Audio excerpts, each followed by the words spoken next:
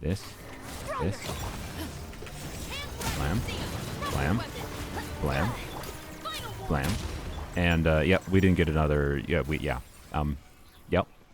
So I was having a swim the other day, and I had the idea to make Chevreuse very strong, because on paper, Chevreuse has this interesting aspect to her kit, wherein you see these multipliers with her skill shot here. This is a 536% multiplier. It's 600% at level 13, by the way. And then her burst gets a 700% multiplier, plus a bunch of these follow-up hits. And her C4, after you use her burst, can give you an additional 2 uses of her skill.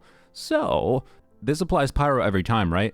A 600% multiplier for a pyro hit? In the context of Genshin today, if you can say, you know, use cryo application to enable a big melt in conjunction with some other buffers, oh, that's a pretty big instance of damage, right?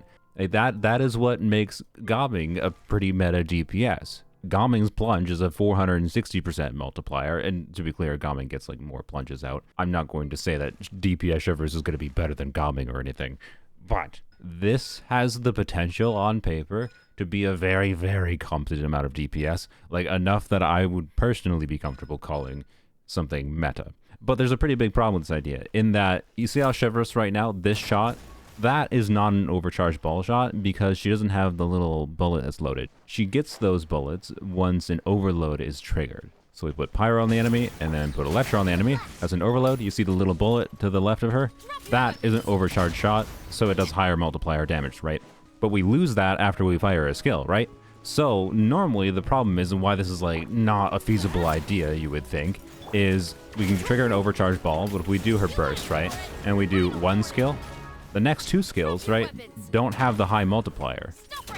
So the only way, theoretically, to be able to actually get the high multiplier hit on all 3 of her skill shots is by triggering an overload between each one.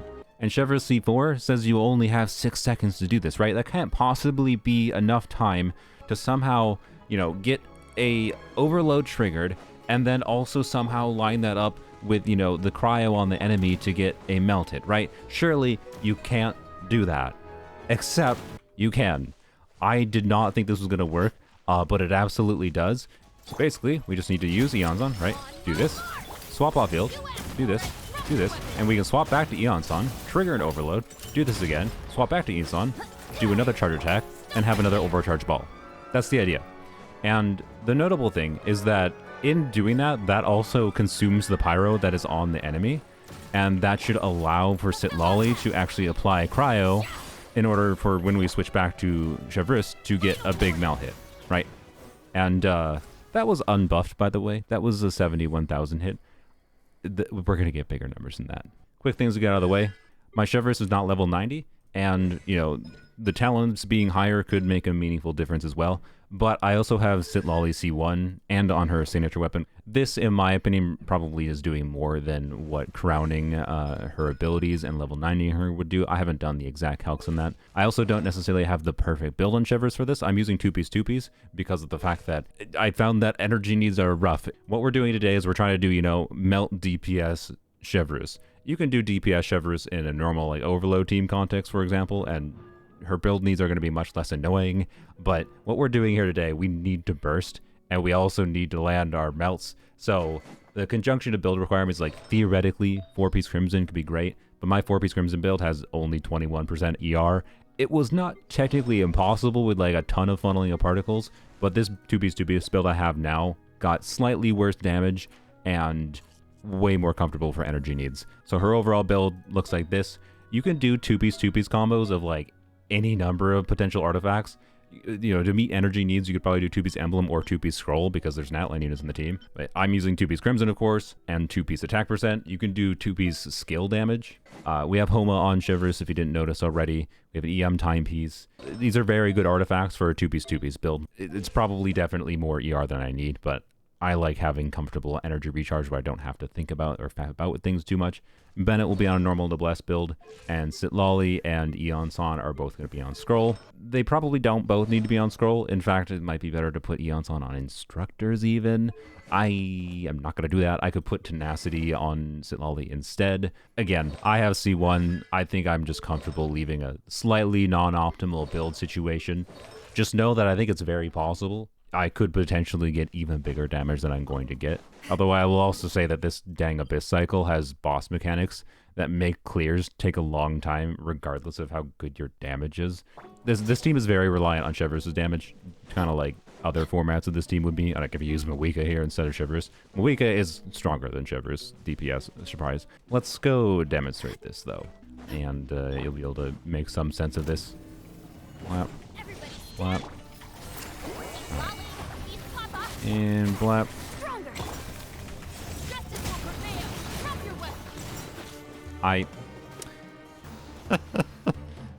You might be like, something seems to have gone wrong there. Yes, if you understand Iansan's kit, you probably know exactly what went wrong. I swapped to Iansan, and instead of pressing normal attack to do, a charge attack and apply electro, trigger overload, and then swap out to Chevreuse, I pressed E, and E cancels her Night Soul state, which also turns off her buff, and the ability to apply electro. Don't press E after switching back to Iansan. There's actually many minor mistakes you can make that completely screw up this team. Like I said, it's kind of tricksy to play. Things don't have to be easy to play in order to make them be good, okay? If you can get the damage, you can get the damage. All you gotta be is not as stupid as me. Wow. Wow. This.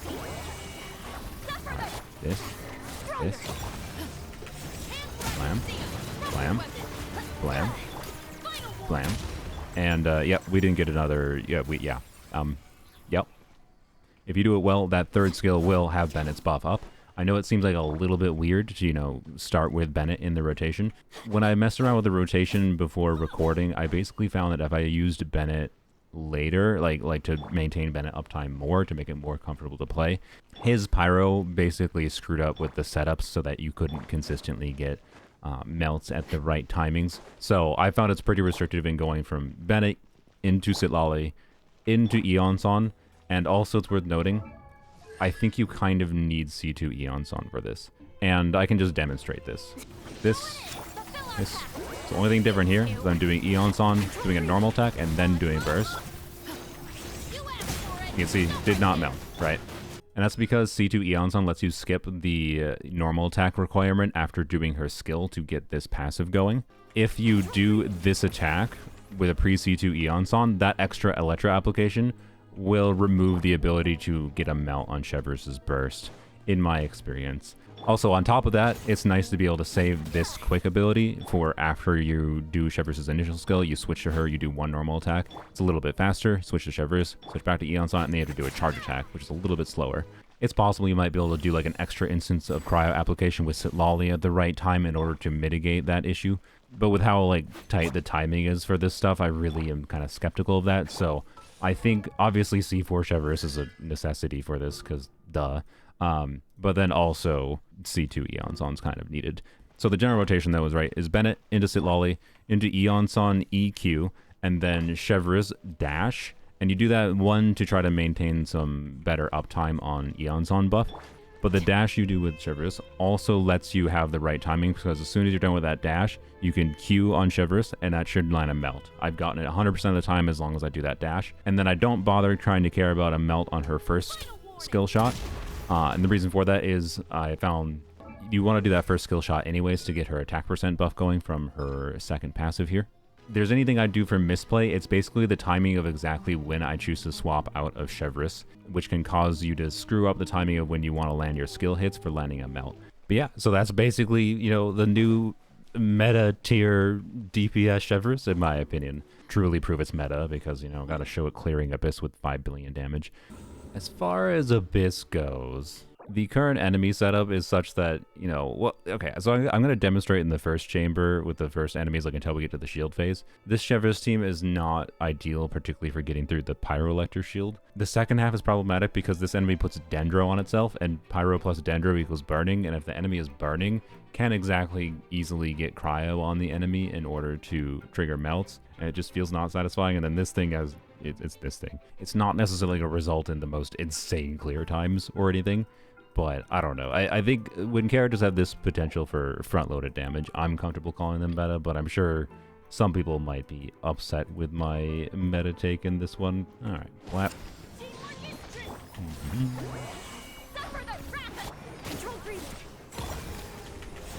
And bam, didn't crit, classic. That's exactly how I wanted to start this.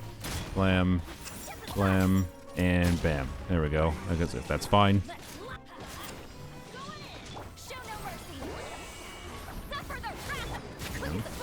That. Flap. And flap. Nice. But I don't think that actually makes sense there. But yeah, that did not make sense because new enemy spawns, you can't actually, you know, do anything with that. I should be wasting time there. Wasting time there. By yapping, it's fine. It's fine. Not the most impressive play I've ever done, that's for sure. Alright, flap, and they're already, yeah. So, you know, you see, you can get into the shield phase pretty fast, but then there's the shield phase, so... Ooh, a crit card.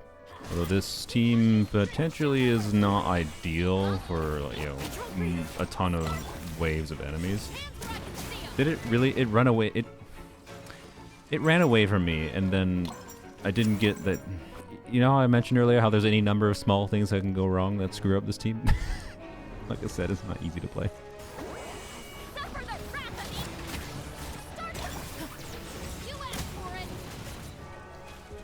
Oop. Ah. Alright, that's fine. Yes.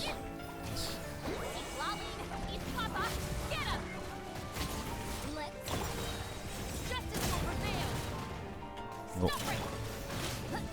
Oh man, I screwed up the timings a little bit of. Man. It's fine. We're doing it. See, it's just funny, right? Because we're doing enough front load of damage that just getting the last melt, while it's unsatisfying not to get it, doesn't really matter that much. All right, do this. Hopefully, it'll be good with fab particles and everything. We'll find out. All right. Bam. And do this, and bam. Oh, it didn't kill. That's a little unsatisfying. This will, though. Oh, what? No, I need no. No, I can't have this chamber end with that.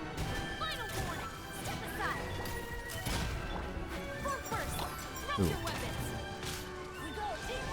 That's interesting. I'm noticing on this boss, sometimes I have the cryo application timing such that it's probably better to not bother getting an overcharge ball for the last skill shot on Chevreuse, which is interesting. I'm learning more how to optimize this team as I play it against different enemies. Oh, I didn't crit.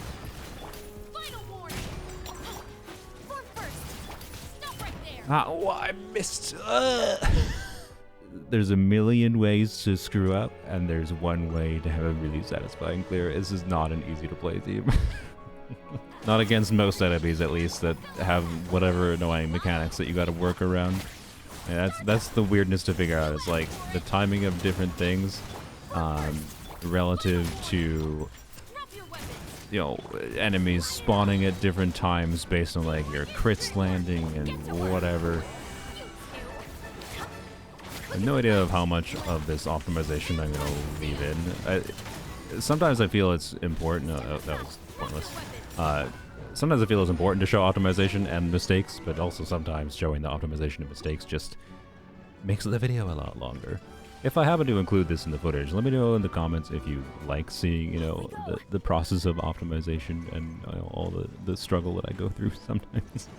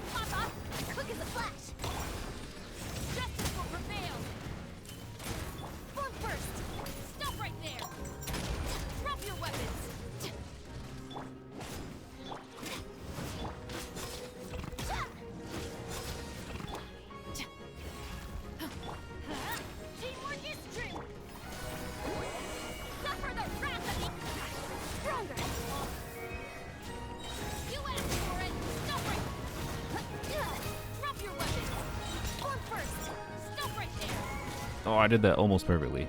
I couldn't take any more damage anyways. Oh crap, I didn't get a band skill. It's actually pretty bad. Ugh.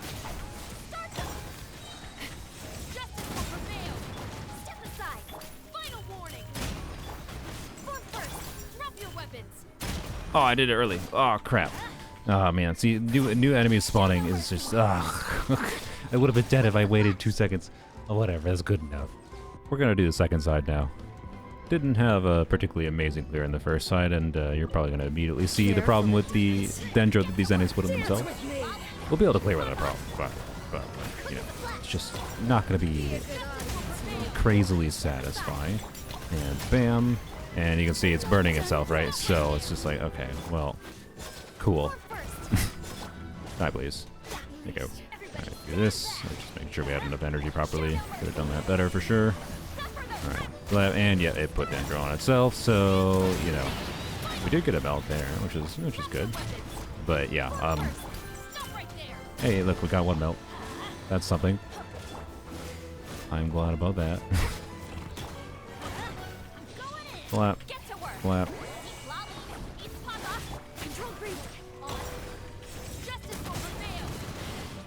Oh, that was bad. I didn't hold skill. Okay, well, it's fine. Just do charge attacks. There we go. A little unsatisfying there at the end.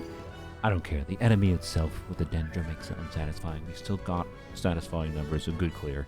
Alright, so the Dorito is a weird case of what I want to do here is wait a little bit and try to get all my damage out right as it's like spawning the stupid little things. And if I can kill those little spinny things, we can skip its invisibility phase. But I don't know if I'm going to be able to do that because we can't actually trigger melt on those things. So, you know.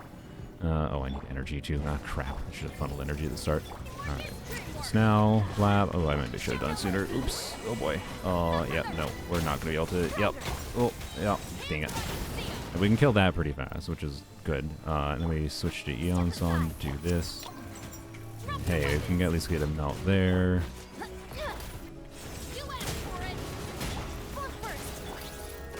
Oh, why did we get pyro overtaking? That's interesting. I'm gonna redo this.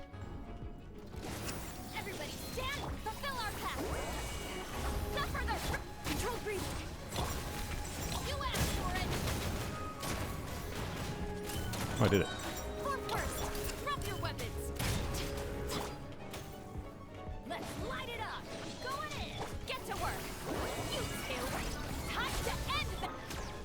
Ah, crap, of course.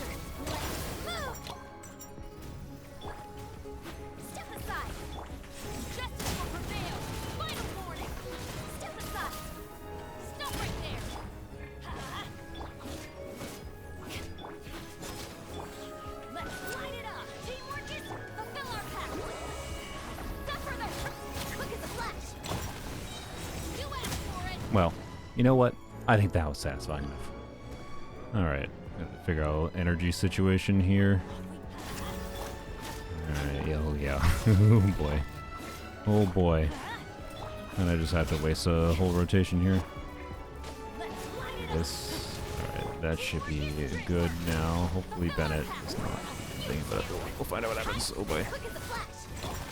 Alright. Bam. I guess we're just moving out of the next phase. Yep. Okay.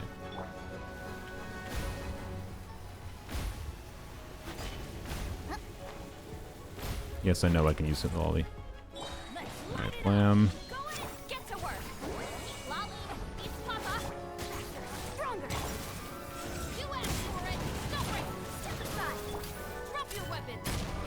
Ah, I bungled it. No. Oh, I didn't get a credit on that one. God dang it, game. Oh, unsatisfying. Be so much better off if I didn't have to do this stupid energy situation at the start.